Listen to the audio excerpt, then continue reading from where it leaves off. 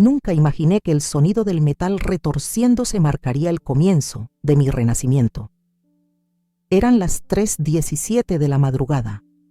La autopista estaba casi vacía y mi coche avanzaba a velocidad constante, hasta que vi esas luces brillantes directas sin tiempo para reaccionar.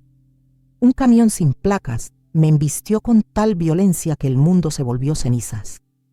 Desperté boca abajo, fuera del auto, sin recordar cómo salí. Apenas pude arrastrarme cuando el tanque explotó, iluminando la noche como un castigo divino. Pensé que moriría ahí sola, irreconocible, pero no. El destino me dejó vivir. En el hospital, entre tubos y preguntas, nadie de mi familia política apareció. Ni Adrián, mi esposo, ni su madre Teresa. Me llamó la atención, pero pensé que quizás aún no sabían, hasta que llegó la enfermera con una voz vacilante. «Señora Cruz, hay un sacerdote esperando para los últimos ritos. Su familia lo solicitó esta mañana». Casi me desangro del susto. Salí del hospital a los 3 días, magullada pero viva. Al llegar a casa encontré un sobre entre la correspondencia. Era un duplicado enviado por error por la aseguradora. Al abrirlo, sentí cómo se me congelaban las entrañas una póliza de seguro de vida por $2 millones. Y la beneficiaria principal no era Adrián.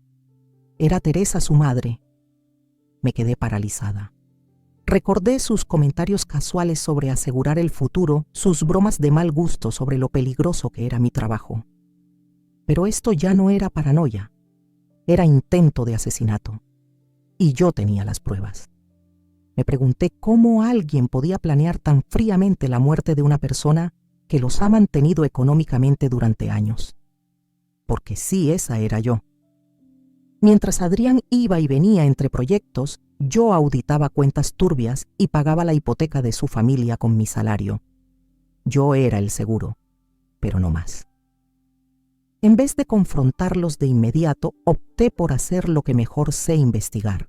Accedí a mi archivo digital oculto, rastreé llamadas, transferencias y consulté con un colega experto en ciberseguridad. El número que había llamado al hospital para anunciar mi muerte confirmada salía desde el móvil de Adrián. Mientras tanto, Adrián lloraba ante conocidos diciendo que estaba devastado, que no sabía si sobreviviría emocionalmente. Incluso organizó una misa privada para despedirse de mí. Hipócrita.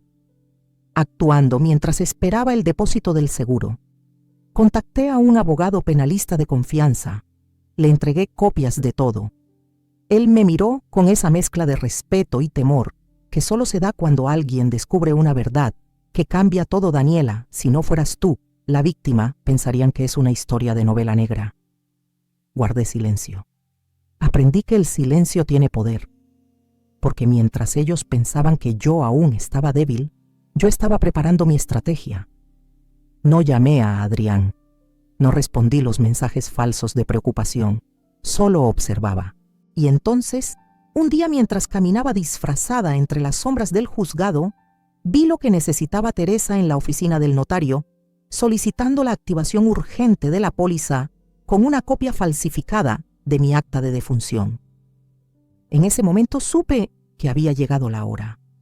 Nadie espera que la muerta camine por la puerta, pero yo lo hice, y sus rostros valían cada segundo de silencio. Yo había sobrevivido a mi entierro, y ahora empezaba mi venganza. Revisé la póliza con los dedos temblorosos. A simple vista parecía un documento estándar, pero una línea me hizo detener el corazón. La beneficiaria era Blanca Fuentes, mi suegra. No Adrián, no yo. Blanca. Fijé la vista en la fecha de emisión exactamente 3 meses atrás. Justo el día en que Adrián olvidó llevarme al trabajo y en un gesto inusualmente generoso me prestó su auto. El mismo auto que estalló bajo mi cuerpo días atrás. El mismo que casi me mata. Deslicé el documento más cerca enfocándome en la firma que supuestamente era mía. No lo era. Reconocía mi letra con precisión quirúrgica. Esa rúbrica no era la mía. Tenía una curva falsa en la D y una inclinación que jamás uso. Alguien la había copiado mal. Falsificaron mi firma. para activar una póliza de $2 millones, para matarme. El aire se volvió más denso en la habitación. Respiré hondo, cerré los ojos y apreté los dientes. Tenía que mantenerme en calma, aunque por dentro hervía. «Daniela, ¿todo bien?», preguntó la enfermera al verme rígida frente a los papeles. «Sí», respondí rápido, sonriendo con una falsedad ensayada, solo leyendo algo del trabajo. Guardé la póliza dentro de una carpeta sin etiqueta. Tenía que salir de ese hospital cuanto antes, no solo por seguridad, sino para actuar sin levantar sospechas. Esa noche en la habitación oscura hice una lista: Adrián, Blanca, el seguro, el auto, mi firma. Cada elemento encajaba como una pieza de dominó perfectamente alineada para caer sobre mí. Solo que fallaron. Encendí mi portátil. Años como contadora forense me habían entrenado para rastrear fraudes financieros, falsificaciones y movimientos ocultos. Pero esta vez el caso era personal. Ingresé al sistema digital de la aseguradora con mi número de póliza original. Allí estaba una póliza duplicada, archivada, como modificada por solicitud del asegurado, con fecha y hora del cambio. El trámite fue aprobado desde una IP doméstica, la misma red Wi-Fi de la casa de Adrián. Sonreí con amargura. Me subestimaron. Creyeron que no sabría mirar, que el miedo me paralizaría. No entendieron que el miedo en mí solo activa otra Daniela, la que sobrevive, la que investiga, la que no perdona. Entonces lo supe, necesitaba pruebas grabadas. No bastaba con demostrar la falsificación. Necesitaba escuchar sus voces, oír el plan, asegurarme de que nadie pudiera negarlo. A la mañana siguiente, salí del hospital con una excusa médica y fui directamente a una tienda de artículos de seguridad. Compré un juego de micrófonos espía, disfrazados como enchufes y adaptadores de celular. Uno para la cocina, otro para la sala y uno más pequeño para esconder en la base del florero, donde Blanca siempre dejaba su teléfono. Adrián no estaba. Blanca me recibió con su acostumbrada sonrisa pasivo-agresiva. «Ay, mija, qué bueno que estás mejor. ¿Qué susto nos diste?» No respondí. Caminé directo a mi antigua habitación fingiendo estar cansada. Instalé los micrófonos en menos de 10 minutos. Esa noche, desde un café a 2 cuadras, escuché la conversación que empezó a destruirlo todo. «¿Crees que sospecha?», preguntó Adrián. «No es demasiado confiada». «Nunca revisa nada», dijo Blanca con una risa suave. «¿Ya hablaste con el agente? ¿Cuándo pagan?» «Apenas verifiquen el certificado de defunción, pero aún no lo tienen. Pues que se apuren. ¿Para qué crees que me aseguré de ser la beneficiaria?» Tragué saliva. Cerré la laptop. No era miedo lo que sentía. Era algo más filoso, preciso. Estaban condenados. Y esta vez, la que controlaba el juego era yo. Instalar cámaras fue más fácil de lo que esperaba.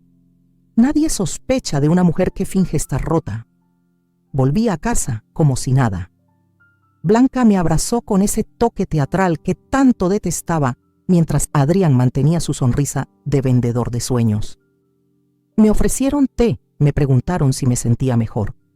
Yo asentí, murmuré agradecimientos y fingí una gratitud que no sentía.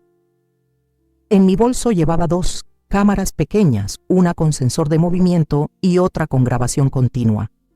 La primera fue directa a la cocina incrustada en una falsa toma eléctrica.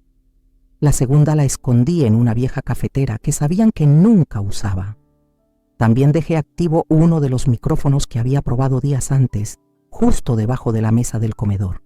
En la casa de mis suegros, usé la excusa de visitar a Blanca para agradecerle su preocupación. Mientras ella hablaba sin parar, aproveché para colocar otro dispositivo en la lámpara del pasillo y una cámara oculta en una maceta del balcón que apuntaba directo a la sala donde solían conversar a solas.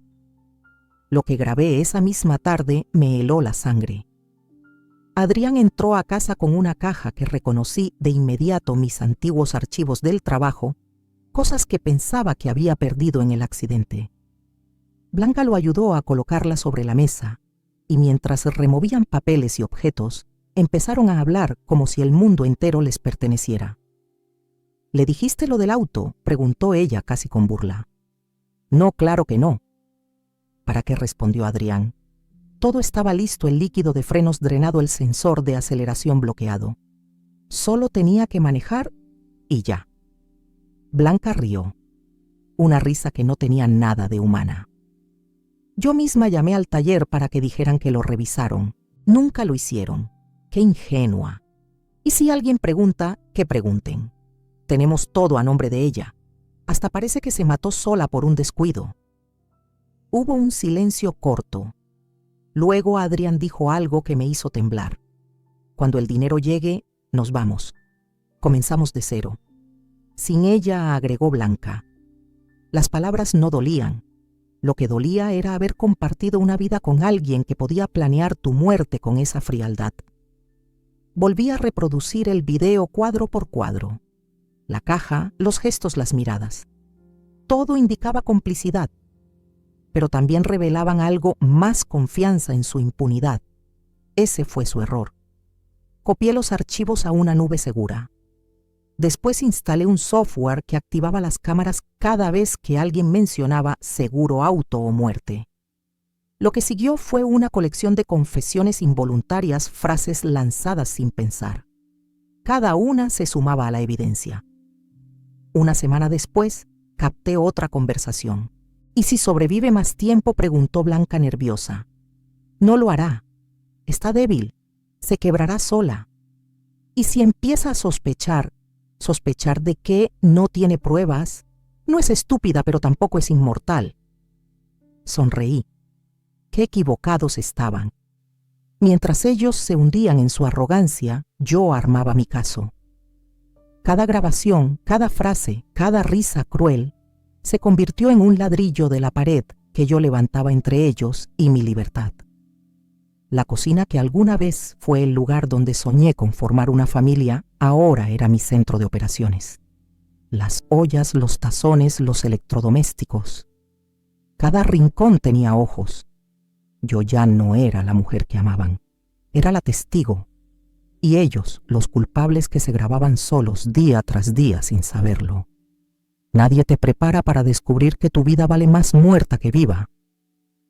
Pero yo ya no era la misma Daniela Cruz ingenua que se despertaba a las 5 para preparar café y revisar balances.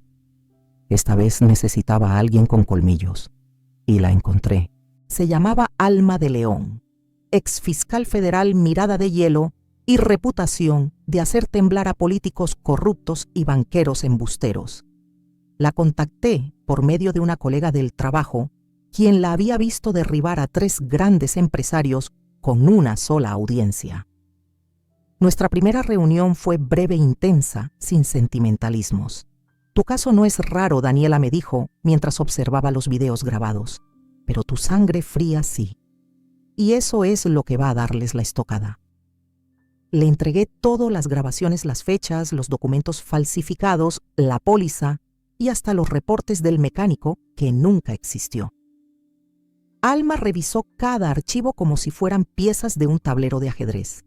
Vamos a protegerte primero, me explicó. Te declararemos bajo riesgo y lograremos una orden para que no puedan acercarse a ti. Luego, ejecutamos. Su plan era tan quirúrgico que me asustó.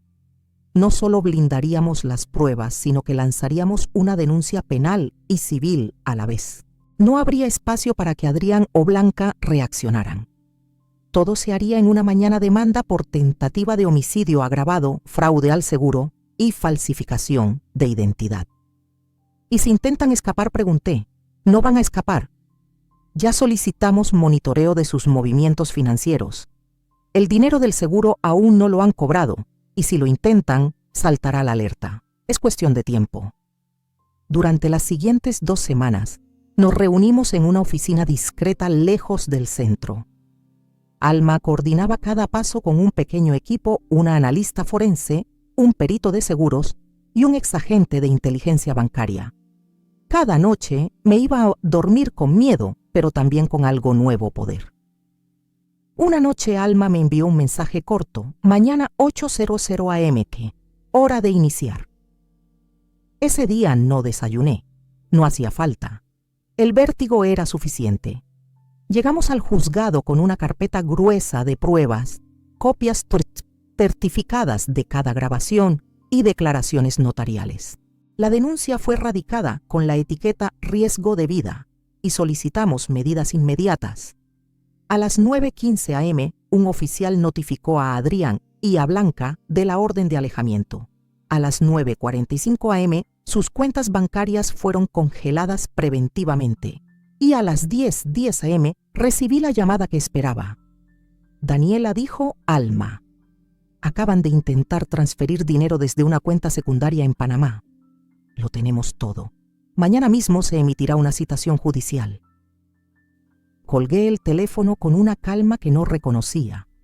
No era venganza, era justicia, precisa, legal y letal.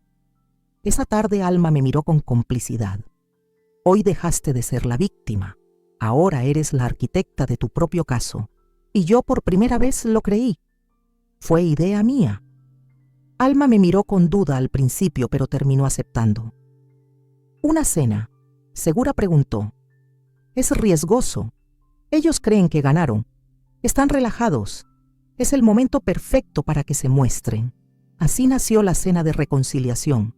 Les escribí a todos con tono amable, fingiendo querer sanar heridas después del accidente. Blanca fue la primera en responder. Claro, hija. Qué alivio saber que estás bien. Haremos una noche especial. Adrián tardó más. Solo dijo: si crees que es buena idea, iré. Pasé los días previos instalando los dispositivos. Uno en la lámpara del comedor, otro bajo la mesa. Micrófonos ocultos en los marcos de los cuadros y un pequeño transmisor conectado al sistema de sonido del comedor. Alma y su equipo me habían enseñado todo. Cuando llegó la noche, la casa olía a romero y vino. Preparé una cena sencilla pero elegante: lasaña, pan artesanal, ensalada con nueces y una tarta de limón. Adrián llegó con flores falsas y sonrisa ensayada. Blanca trajo una botella de champán y la soberbia cosida en los ojos. «Qué bendición tenerte viva, Daniela», me dijo con falsa ternura. «Dios te dio una segunda oportunidad». Yo sonreí, grabando. «Sí, Blanca, a veces la vida tiene giros inesperados, ¿verdad?». Durante los primeros 20 minutos hablamos de banalidades, el clima, noticias del vecindario, una sobrina que empezaba la universidad, hasta que llegó el vino. 2 copas después, la conversación tomó un giro mucho más revelador. «¿Recuerdas, Blanca, esa noche del accidente?», pregunté, sirviéndole más tinto. Ella rió. ¿Cómo olvidarla? Me desperté pensando: ya debe estar resuelto. Adrián la miró con un gesto de advertencia, pero Blanca, eufórica por el vino, continuó. «Sabes, yo siempre dije que era el plan perfecto. Ni una gota de sangre, todo limpio. El coche era una bomba con ruedas y ni cuenta se dio». «¿Verdad?», dijo Adrián nervioso, soltó una carcajada tensa. «Mamá, no exageres». «Ay, por favor», lo interrumpió ella. «Tú mismo dijiste que el dinero ya casi era nuestro. Solo faltaba el certificado médico». Yo asentí como si todo fuera una broma. ¿Y qué hubieran hecho con los 2 millones? Blanca levantó la copa. Invertir. Viajar. Por fin vivir como merecemos. Después de todo lo que hiciste por esa familia, Adrián. Sí, añadió él con tono sombrío. Lo que merecemos. La conversación continuó, pero ya no escuchaba. Sabía que todo estaba capturado. Las palabras, los gestos, el tono. Alma estaría sonriendo en su oficina. La trampa había funcionado. Después del postre se marcharon. Blanca me besó en la mejilla. Adrián murmuró algo como «gracias por intentar». Cerré la puerta, fui a mi habitación, saqué el disco de grabación y lo metí en el sobre que Alma me había dejado marcado con entregar mañana 8:00 am. Y esa noche dormí por fin sin sobresaltos. No eran solo palabras grabadas. Era la prueba irrefutable de que no me habían querido salvar. Querían enterrarme vivita. con póliza incluida. La tarta de limón estaba aún en el centro de la mesa cuando tocaron la puerta. Un golpe firme, 3 veces. Blanca levantó la vista con el tenedor aún en el aire. Adrián dejó la copa a medio camino hacia los labios. ¿Esperas a alguien más?, preguntó él con la voz algo más tensa que antes. Me limpié la boca con la servilleta. Me levanté con calma y respondí, sí, pero no son invitados, son testigos. Abrí la puerta. Entraron 3 oficiales con chalecos azules y la insignia del Departamento de Delitos Financieros. Tras ellos, Alma, mi abogada, con un maletín en mano y el rostro sereno de quien ha esperado este momento. ¿Qué es esto?, balbuceó Adrián. Uno de los agentes sacó una carpeta. Señora Blanca Sandoval, señor Adrián Rivas quedan detenidos bajo sospecha de intento de homicidio premeditado, fraude de seguros y falsificación de documentos oficiales. Blanca se puso de pie de golpe derribando la copa. Esto es absurdo. Es una cena familiar. Tenemos grabaciones, transcripciones y una copia del testamento del seguro alterado, dijo Alma con voz firme. Además de los registros de mecánicos y pruebas forenses del vehículo. Adrián dio un paso hacia mí. Daniela, por favor, ¿qué estás haciendo? Lo miré con una mezcla de tristeza y fortaleza, lo que debía hacer desde el día que salí arrastrándome de ese coche en llamas. Los oficiales esposaron primero a Blanca. Ella gritaba pidiendo explicaciones, lanzando amenazas, acusándome de todo tipo de locuras. Adrián no opuso resistencia. Tenía la cara blanca como una pared. No me miraba. Mientras se los llevaban, Alma me puso una mano en el hombro. Lo hiciste. Tenías razón en todo. Y lo hiciste bien. No fue por venganza, le dije en voz baja. Fue por sobrevivencia. Uno de los agentes se acercó y me entregó un recibo oficial de la intervención. Otra agente me devolvió la copia del disco duro con las grabaciones. Todo estaba sellado y listo para la corte. Esa noche el comedor quedó en silencio. Las copas a medio vaciar la tarta sin cortar las sillas aún tibias. Me senté sola por un momento mirando la escena. No lloré, no reí, solo respiré profundo, lo respiré. Había terminado la parte más oscura. Lo demás apenas empezaba. Al día siguiente la historia apareció en los medios locales. Contadora descubre intento de asesinato orquestado por su propia familia política. La noticia corrió como pólvora. Me convertí en la mujer que sobrevivió su propio funeral. Pero lo que más recordaba de esa noche no era el operativo, ni las esposas, ni los gritos. Era una frase de Blanca horas antes de que todo se revelara. El dinero trae poder. Y el poder, si no lo usas, se lo queda otro. Y yo pensaba, mientras los veía esposados, sí, pero el poder real es saber cuándo no vender el alma por él. Cuando pensé que el horror había alcanzado su punto máximo, la verdadera raíz del plan se reveló en el silencio de una transferencia digital. Días después del operativo, mientras revisaba con Alma los archivos entregados por la aseguradora Ahora, en colaboración total con la Fiscalía, encontré algo que no encajaba. Una transferencia electrónica emitida desde una cuenta asociada a la aseguradora, pero que no tenía como destino el banco tradicional de Blanca ni de Adrián. El número de cuenta terminaba en 781 y aparecía codificada como pago de gestión externa. Y esto pregunté a Alma señalando el extracto. ¿Gestión de qué? Eso no es una gestión, dijo ella frunciendo el ceño. Ese es un pago de desvío. Necesitamos rastrear esto, y ya. Llamamos a un perito financiero digital. 2 días después su informe fue contundente. La transferencia iba hacia una cuenta offshore, en Suiza, a nombre de una empresa pantalla llamada Crimson Bell Investments. El titular registrado era ficticio, pero la firma digital de quien aprobó el acceso inicial era idéntica a la que apareció en la póliza falsificada. Esto, dijo el experto, no es solo un fraude de seguro, es una operación de lavado de dinero en toda regla. Alma, sin pestañear, sumó los nuevos cargos: lavado de dinero, asociación ilícita, y uso de documentos falsos con fines financieros. En los registros bancarios de Crimson Bell se encontraron transferencias pasadas no solo desde la aseguradora, sino también desde cuentas vinculadas a otros familiares de Adrián, en especial su primo Julián, quien ya tenía antecedentes por evasión fiscal en otro estado. Y entonces lo comprendí, no era solo yo, no era solo el seguro, era una red completa, y mi muerte era la pieza de ajedrez que les abriría la jugada maestra. Decidimos mover fichas rápido. Con el nuevo material, Alma presentó la acusación ampliada ante el juez. La corte aprobó la congelación de activos, la cuenta suiza quedó sellada. Y lo mejor, la aseguradora, para limpiar su imagen, aceptó colaborar revelando más transacciones internas de los implicados. El caso creció. Pasó de ser una historia local a una investigación de alcance nacional. Yo, la viuda sobreviviente, pasé a ser testigo clave de una red financiera oculta. Una mañana en la fiscalía, uno de los agentes me miró y dijo: «Nunca vimos venir que una contadora forense fuera quien destapara todo esto». Le respondí con una sonrisa cansada. Ellos tampoco lo vieron venir. Y no era soberbia, era realidad. Me subestimaron.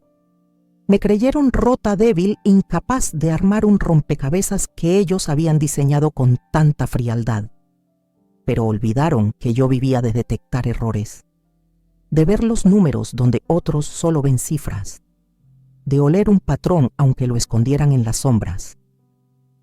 A veces el crimen más perfecto es el que olvida quién lo mira desde abajo.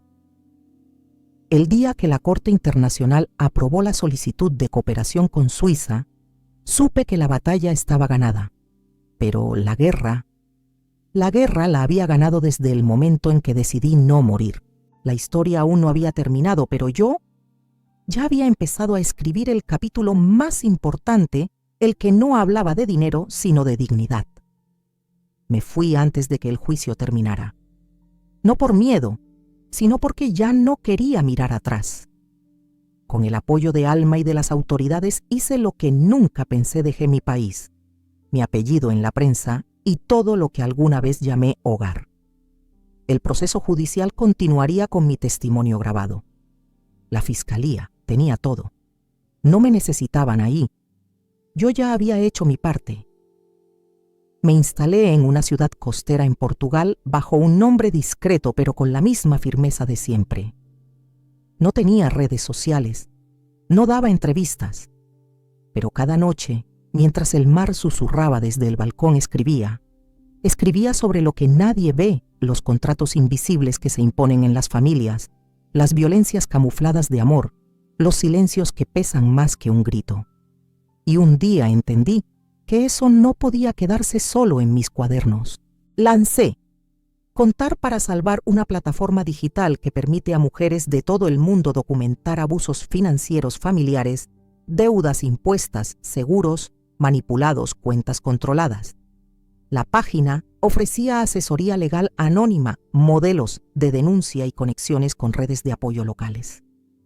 En 3 meses teníamos más de 20,000 usuarias registradas. El caso de Daniela Cruz ya no era solo mío, era un espejo para muchas. La plataforma creció tanto que una red global de periodistas de investigación nos contactó. Querían hacer un reportaje internacional sobre violencia económica. Al principio dije no. Luego lo pensé mejor. Accedí, pero con una sola condición: no mostrar mi rostro. En una entrevista radial, desde una ubicación remota, me preguntaron: ¿qué le dirías hoy a la familia que intentó matarte? Nada respondí. No existen ya en el idioma de mi alma.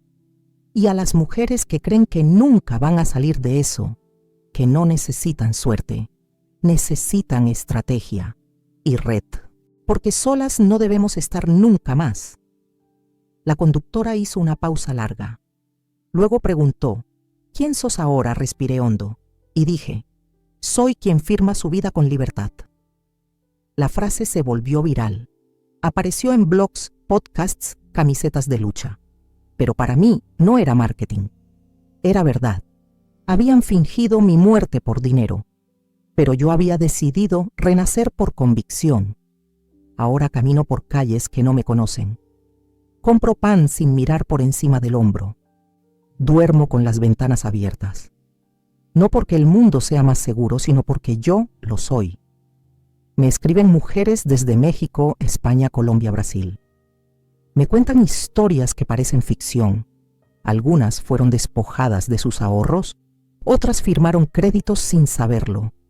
Una incluso descubrió que su nombre figuraba como fallecida en una notaría rural. Y yo respondo todas, cada una. Porque sé lo que se siente gritar en silencio. A veces me invitan a congresos, mando videos, me cuido, pero no me escondo. Una tarde, mientras tomaba café en una plaza de Lisboa, una joven se me acercó con lágrimas en los ojos. Me dijo, gracias por sobrevivir, porque gracias a eso yo no me morí. Le tomé la mano. Y sin decir más, supe que todo, incluso el dolor, había tenido un propósito. La historia no terminó con la cárcel de mis agresores, ni con la sentencia judicial. Terminó aquí, en este caminar sereno donde cada paso es mío. La cámara se aleja. Se escucha mi voz en off mientras cruzo un puente bajo el sol del atardecer. No sobreviví por suerte. Sobreviví porque empecé a mirar con otros ojos. Y así se firma una vida nueva, con nombre propio, con luz, con verdad. Gracias por acompañarme hasta el final de esta historia tan impactante.